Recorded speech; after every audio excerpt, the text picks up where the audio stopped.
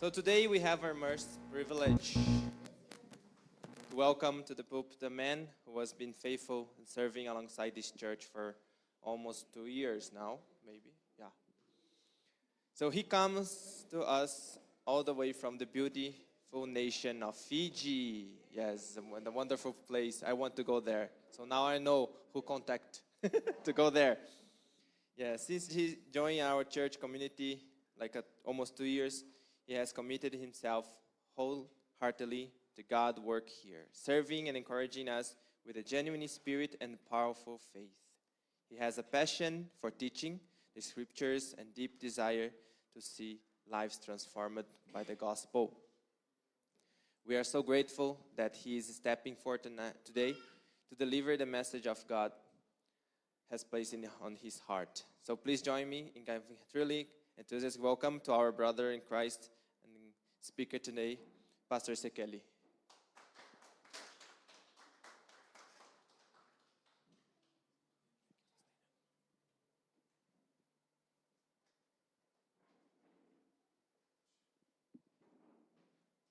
Good morning, everyone. Amen.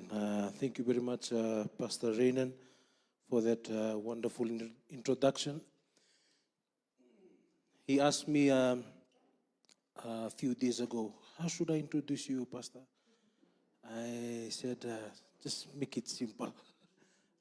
Otherwise, it will be too much and I won't be able to preach. But it is indeed a privilege and an honor to be part of this wonderful church. I thank the leadership of this beautiful church, Pastor Francis and his family, and also the other associate pastors, and to all of you family of Epignosis Christian Family Church. Thank you very much for accepting us. Thank you so much for allowing us to be part of your journey. And when I say a part of your journey, me and my wife and our children, we are indeed very much honored to be part of this church. There were so many churches we could be part of, but I believe the Lord led us and directed us to this beautiful church. And thank you so much as well to Pastor Jason, who was my point of contact to being part of this church. And thank you very much, ECF. And I hope that we will be able to journey together and have an enjoyable time of serving the Lord and also serving others. Amen? Praise the Lord. This morning, I've been tasked to preach on a particular passage, and that is in, if you have your Bibles with you, turn with me to 2 Timothy chapter 4, verse 19 to verse 22. 2 Timothy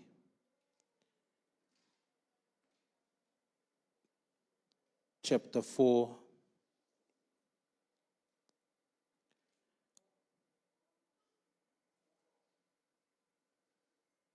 verse 19 to verse 22. 2 Timothy chapter 4, verse 19 to 22. And let us read together. If you have your Bibles with you, I will read from verse 19 and to verse 22. So the Bible says, give my greetings to Priscilla and Aquila and those living in the household of Onesiphorus. Erastus stayed at Corinth, and I left Trophimus sick at Miletus. Do your best to get here before winter. Eubulus sends your greetings, and so do Pudens and Linus, Claudia, and all the brothers and sisters. May the Lord be with your spirit, and may his grace be with all of you. This morning I'd like to also go to, if we'll go back to verse 9 on this same chapter from verse 9. I want us to go to verse 9, and we'll also read from verse 9 up until verse 19. And the scripture says, "Make every effort to come to me soon, for Demas, having loved this present world, has deserted me and gone to Thessalonica. Crescens has gone to Galatia, Titus to Dalmatia." Verse 11, "Only Luke is with me. Pick up Mark and bring him with you, for he is useful to me for service. But Tychicus I have sent to Ephesus. When you come, bring the cloak which I left at Troas with Carpus and the books, especially the parchments." Verse 14, "Alexander the coppersmith did me much harm. The Lord will repay him according to his deeds."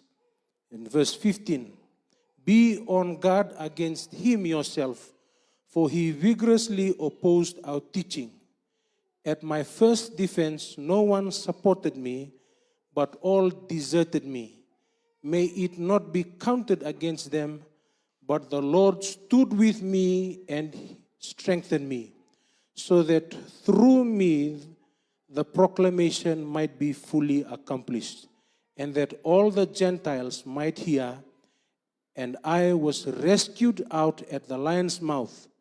The Lord will rescue me from every evil deed and will bring me safely to his heavenly kingdom. To him be the glory forever and ever. Amen." And then the verses that I read before is from verses 19 to verse 22. This morning, friends, I'd like to speak on the topic, Christ, our ever-present Lord. Amen? Christ, our ever-present Lord. I was being asked to speak on this particular passage from 2 Timothy chapter 4, verse 9 to verse 22. And I came up with this theme or this topic, Christ, the ever-present Lord. We thank Pastor Francis, who's been leading us into this series of preaching from 2 Timothy. And now we come to the last chapter, which is chapter 4. And in chapter 4, verse 9 to verse 22, this is a chapter that reveals the heart of a servant of God who is nearing the finish line. And I believe it's not by coincidence that I've been given this particular passage to preach from, because this is the same Bible text that I've been teaching on while we've been going out for weekend ministry, me, Pastor Francis, and Pastor Lawrence, at the Shilan extension at Philippine Bethel Shilan. The same passage, which is 1 Timothy, 2 Timothy, and even the other book, Titus. These three letters are pastoral letters, or pastoral epistles. And I believe it's not by coincidence, because just yesterday we were discussing with the students this particular chapter. We were just finishing 2 Timothy, and when we will resume school again next year, we will start on the book of Titus.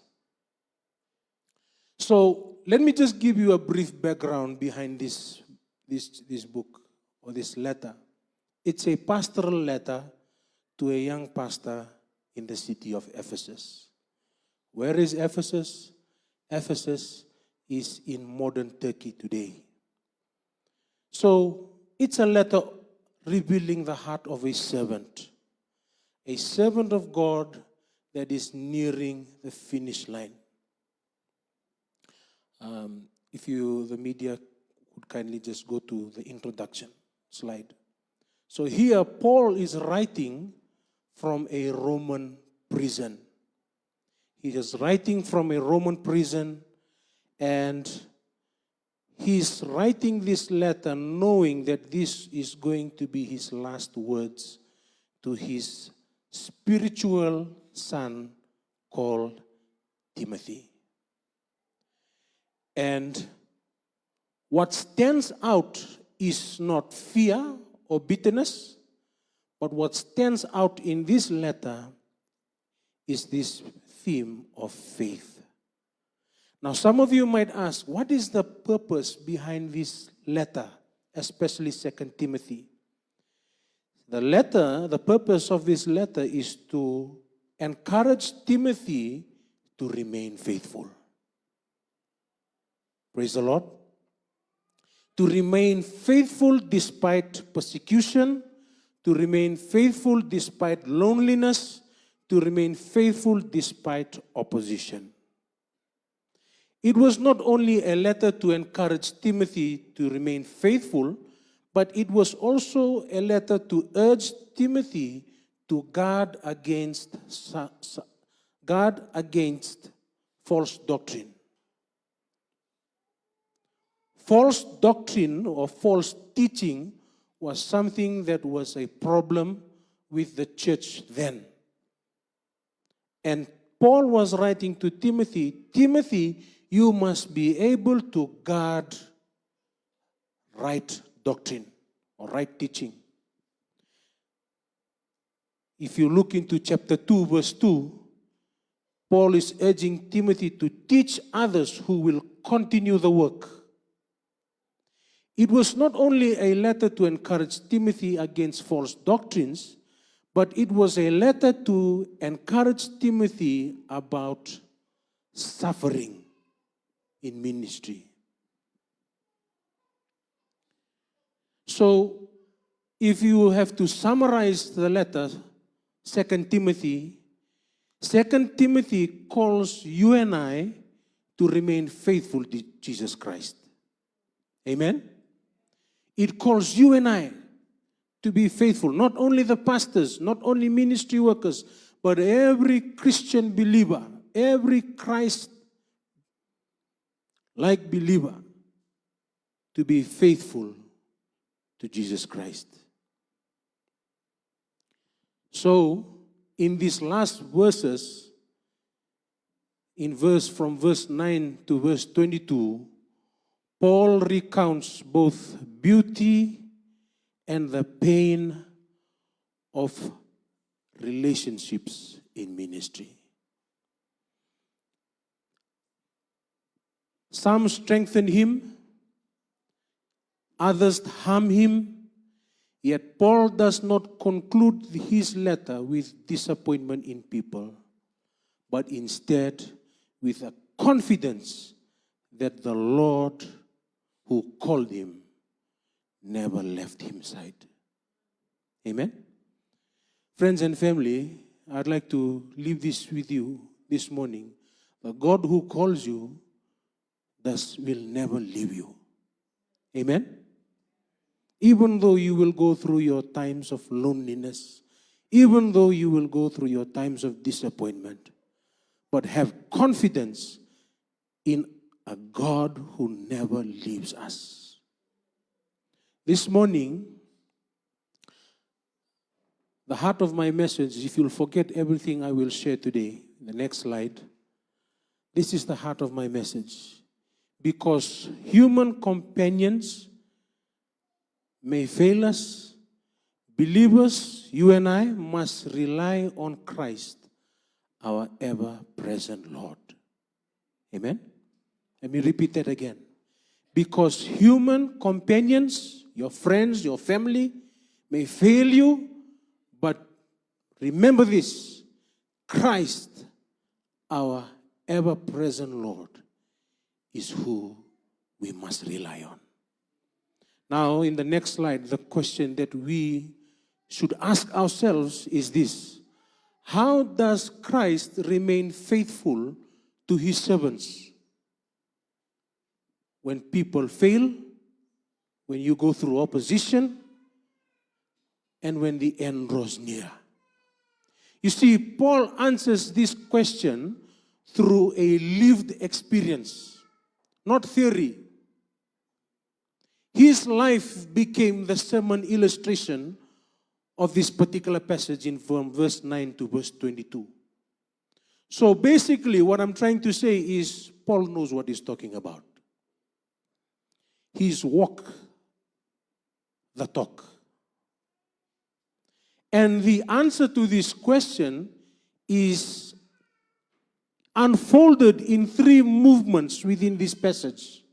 The first movement is from companionship and loneliness to divine presence and then into eternal preservation.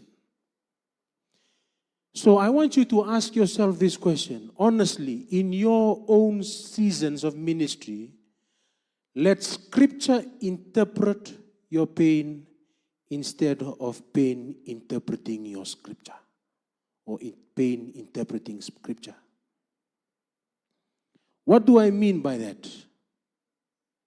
Well, we look into the three movements of this passage. Number one is from verse 9 to verse 15.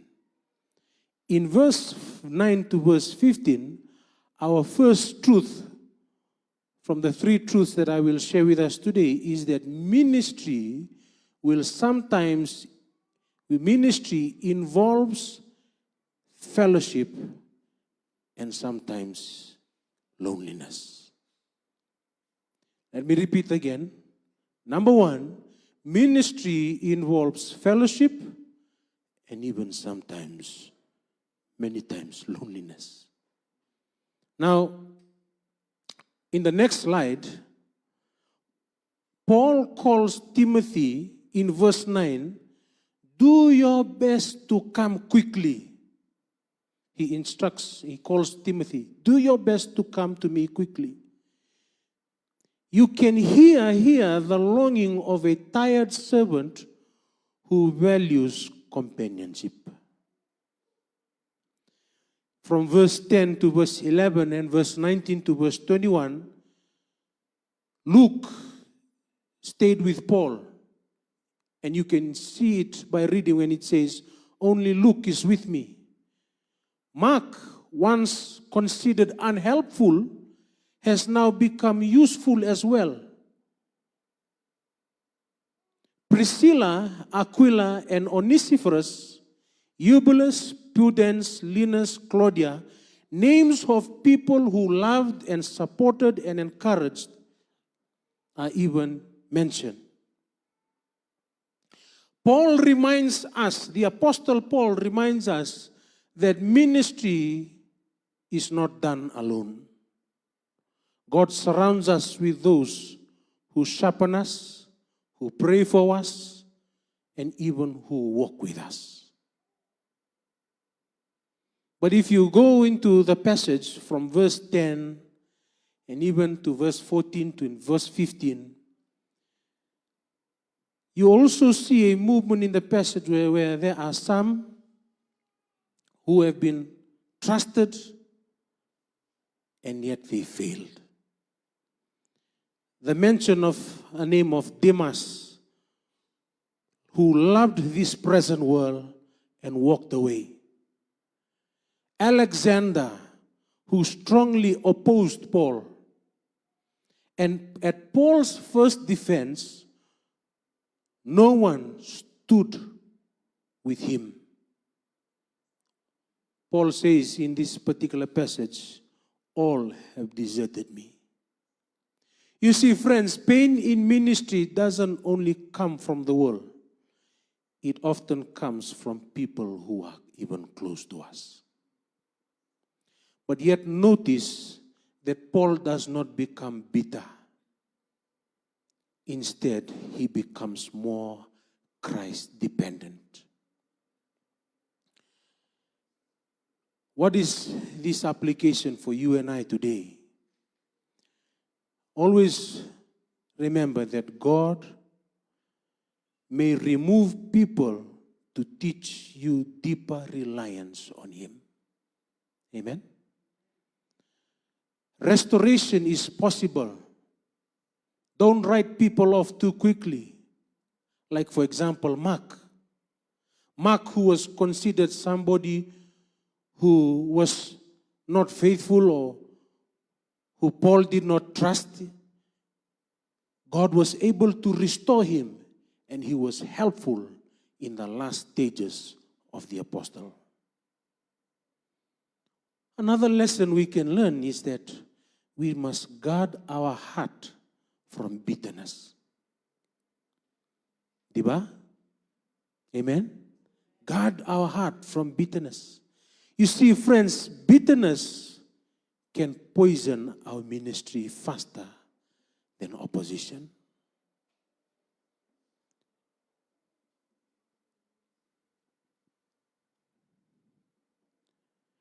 The second point I'd like to share with us today is not only ministry involves fellowship and loneliness, but secondly, in our next slide, in verse 17, our second point is that the Lord remains faithful when people fail. Amen? Here Paul says, these people, these guys who he trusted, Alexander and Demas, they've all deserted him. But the Lord remains faithful. Amen? In verse 17, the Bible says, the Bible reads to us in verse 17 of this particular passage, but the Lord stood with me and gave me strength. Amen? But the Lord stood with me and gave me strength so that I might preach the good news in its entirety for all the Gentiles to hear. And he rescued me from certain death. Our second point says here that the Lord stood with Paul. When everyone deserted him, when only a few friends were standing, supporting him, standing beside him, the Lord, most importantly, was with him. What a powerful shift in this verse.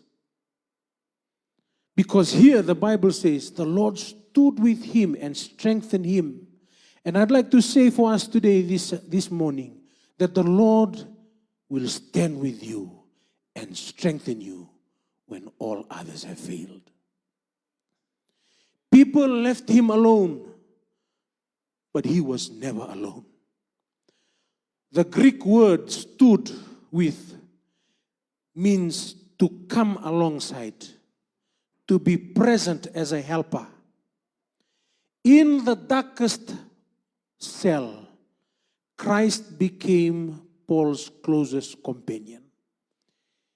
If you go through the internet, there are some videos that show what kind of prison cell Paul lived in the later part of his life. And some scholars say there was hardly any sunlight that could be able to go through to even give him light inside his room. It was a cold dungeon because it was underground. But you know what, friends? Paul was never alone because the Lord stood with him. Hey, praise the Lord. Amen. The Lord strengthened Paul, not just comfort. Amen. Comfort, somebody comes and comforts you. But the Lord, the Bible says, the Lord gave him strength. Amen. So, Christ gave him strength to speak, the courage to stand, and grace to endure, and hope to finish. Where humans, you and I, are limited, Jesus is limitless. You see, the Lord advanced the mission despite the opposition. The Bible in this particular passage in verse 17, verse 17, it says, so that the message might be fully proclaimed and all the Gentiles might hear. So even in chains, even in bondage, even in a small dungeon, cold and lonely and dark, the gospel was still able to be marched forward. Even when the world silenced Paul, the Lord amplified his voice. Prior to Paul being thrown now into the dungeon, Paul was first put in, home imprisonment. If you go into Acts, his first imprisonment in Rome, he was confined in a home where he was chained to 2 Roman soldiers, and they would be with him every time. Wherever he moved, they would go with him. House arrest, home imprisonment, house arrest. So even in his house arrest, he was still able to preach God's word. I believe he was not just being idle. I believe he would be sharing God's word to these 2 Roman soldiers. Even to the point where he is now in a small dark cell, small dark dungeon, he can still be able to write this letter to Timothy. What is our excuse today? Oh, Pastor, it's hard. I can't be able to share because I don't have any this or that. But look at Paul. Even in the most horrible of states, he can still be able to march forward the gospel of Jesus. You see, friends, Christ's presence is most powerful when our human support is the weakest. Amen? Let me repeat that again. Christ's presence is most powerful when human support is weakest. You see, God may not change your situation, but He will change your capacity to endure it. Amen? God may not change your situation. Oh, Pastor, it's hard. I can't be able to preach the gospel because of this and that and this and whatever else. But God can be able to change your capacity to endure it. You see, friends, your hardest season may be your loudest witness. Amen? Your hardest season. Oh, Pastor, it's so hard, I can't.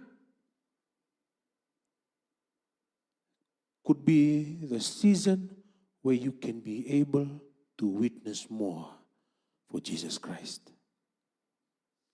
God's mission is never hindered by human failure. Amen? Because God is sovereign. But God will give you strength to speak, courage to endure, and grace to persevere. This leads us to our third point. In verse 18, the Bible says, "Yes, and the Lord will deliver me from every evil attack and will bring me safely into His heavenly kingdom. All glory to God forever and ever. Amen." You see, friends, our third point for today is that the Lord preserves His servants to the end. Amen? Paul declares with confidence that the Lord will rescue me from every evil attack and bring me safely into His heavenly kingdom. Some of us who might read this particular passage, when interpreting it literally, might think that maybe Paul is asking the Lord to rescue him from his judgment of going to be killed. But when examining this particular passage, we find that this is not an escape from death, because Paul already knew that his death was drawing near. But it is an assurance that no attack, no betrayal, no abandonment can hinder God's plan for his servants. Amen?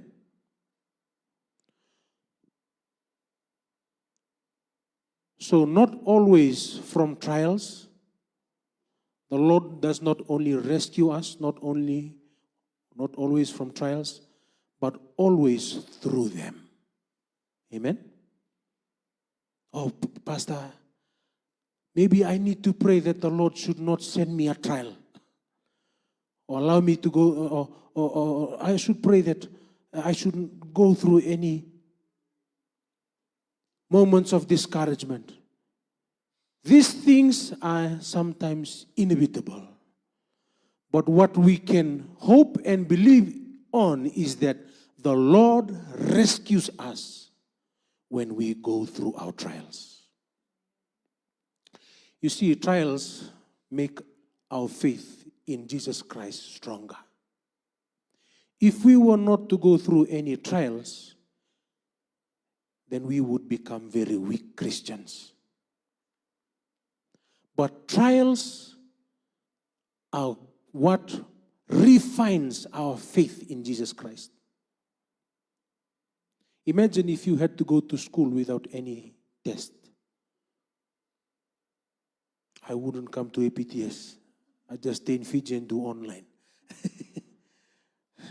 But you go through your examinations, your tests, so that it can test the quality of what you have learned.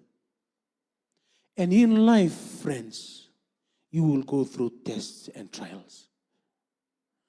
But what we have assurance in is that the Lord rescues. Paul sees beyond prison bars. His eyes is fixed on Christ's kingdom. The finish line is not defeat, but the finish line is glory. Paul's confidence is not in survival, but in salvation. Faithfulness, friends, is measured by obedience, not outcomes. And key truth there is that God does not always remove trials. Finishing well matters more than finishing fast.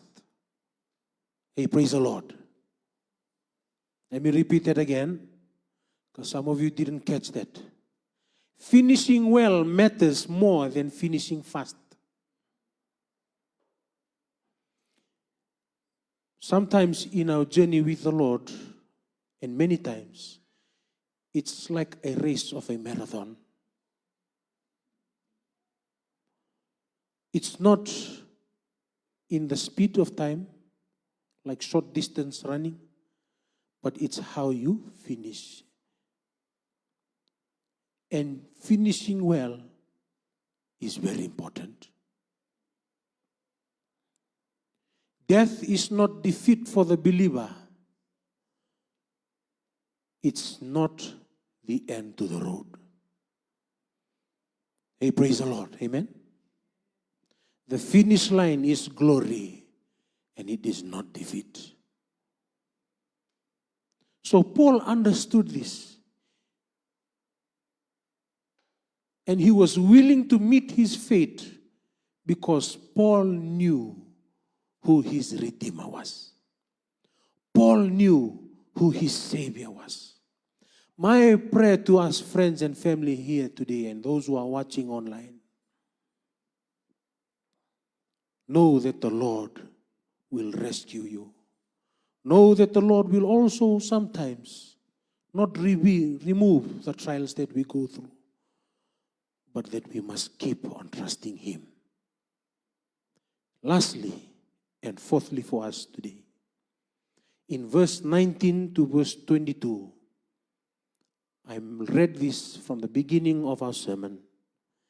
Give my greetings to Priscilla and Aquila and those living in the house of Onesiphorus, Erastus stayed at Corinth, and I left Trophimus sick at Miletus. Do your best to get here before winter. Eubulus sends you greetings, and so do Pudens, Linus, Claudia, and all the brothers and sisters. And in verse 22, may the Lord be with your spirit, and may his grace be with all of you. In this next slide, the last point for us, Christ's faithfulness will produce a gracious heart. Amen? Let me repeat that again. Christ's faithfulness produces a gracious heart. Paul ends in this particular chapter with greetings and grace. He says, the Lord be with your spirit. Grace be with you all. Even after being abandoned, even after being hurt, even after being opposed and oppressed, Paul's heart is still gracious. Paul's heart is still soft. Instead of being bitter, he blesses, he greets, and he loves. A man held by Christ's presence does not hold grudges against people. Paul ends with greetings and blessings, not complaints. This reveals a heart that is healed by Jesus Christ. Those who are sustained by grace and extend grace even to those who fail them. No bitterness, no resentment, but only love. Those held by Christ can still bless others. What is our application for us today? You see, friends, a Christ-centered heart remains generous. How you end conversations reveal how Christ is shaping your heart. You see, grace-filled people will build grace-filled churches. So, our yearly theme for this year is building a model church or becoming a model church. In becoming a model church, let us be people who are grace-filled people. Amen? Because grace-filled people will build grace-filled churches. If you have something against your neighbor, go to them. Talk with them. Because when you see this particular passage, Paul could have ended by voicing his disappointments, by voicing his frustrations, but he ends with grace. As we conclude in the next slide, let me leave this with you. People may leave, people might leave you, people might fail you, and even some might disappoint you. But never forget, Christ never leaves his people and his servants. Paul's final chapter mirrors our own experiences. No one here can say, Pastor, I haven't gone through any disappointment. Pastor, I haven't gone through any failures. Because it is part of human nature that we go through this cycle. But never forget the lessons we have learned from Paul today is that we must trust the Lord. You see, some relationships lift us up. Some will break your hearts. Some will remain only for a season. Some will fail when you need them the most. But through every season, but through every season stands the unchanging truth. When people will walk out, Jesus walks in. Just a few days ago, I was posting in my Facebook profile a picture and a few words about a man who once invested in my life, once helped me, and I wrote a small piece just to honor him. Last Friday that just went by, we had a funeral service, and I was reflecting on how God was able to use this great man of God to be able to invest in my life. And when I was going through this sermon, preparing this sermon, and I was just reflecting on the faithfulness of God. When many who promised that they would see me through that season, and yet it did not turn favorable. Some of them forgot. The Lord remained faithful. And He brought this man of God. And here, this reflection is that when people walk out of your life, remember what Paul says, God stood beside me. Amen?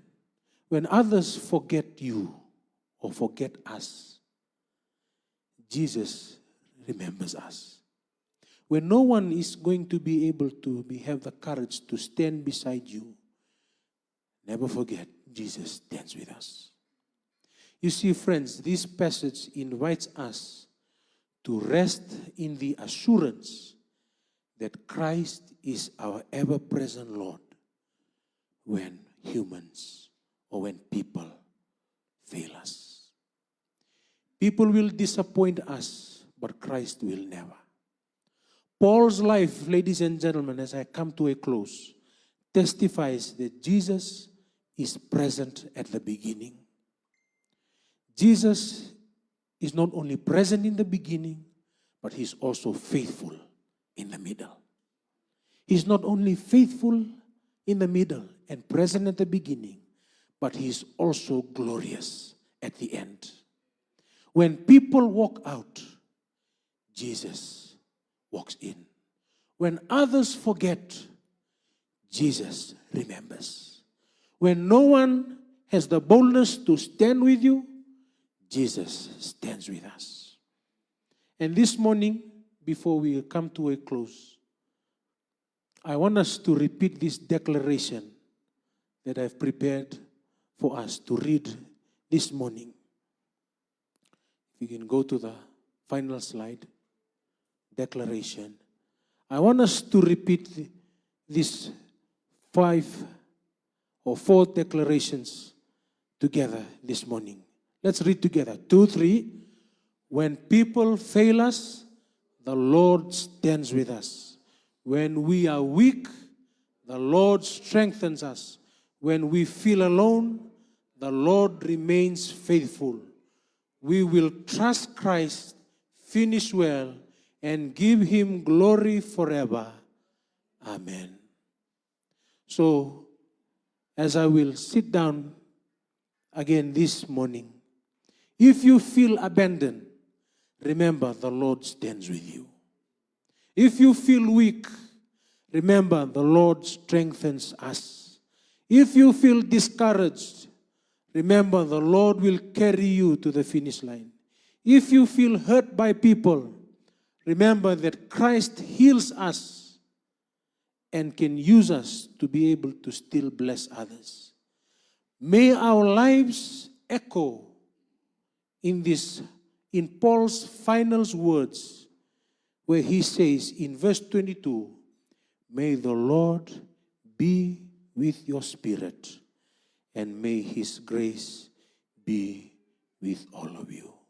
Let's pray. Father, we thank you, Lord, for today. We thank you, Lord, for your word. Thank you, Lord, for the lives of your people who are sitting here before you this morning. Father, I do not know what they go through personally, relationshiply, academically, business-wise. But Lord, I know that your word will never return void.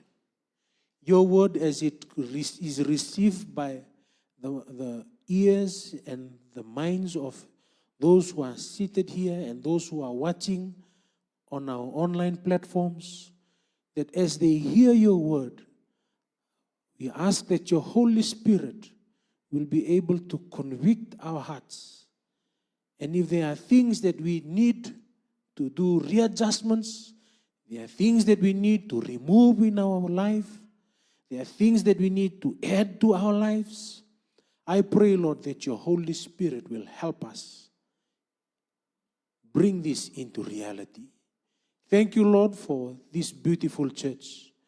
As we are drawing nearer to the end of 2025, I pray, Lord, that we will become a model church, not only as we gather here every Sundays, but as we go out into our communities, into our families, into our schools, into our workplaces, so that Christ is revealed through us. Thank you, Lord, for this wonderful time. We bless you and we give the glory and the honor. In Jesus' mighty name we pray. Amen. I'll invite Pastor Raynan to continue with our program today.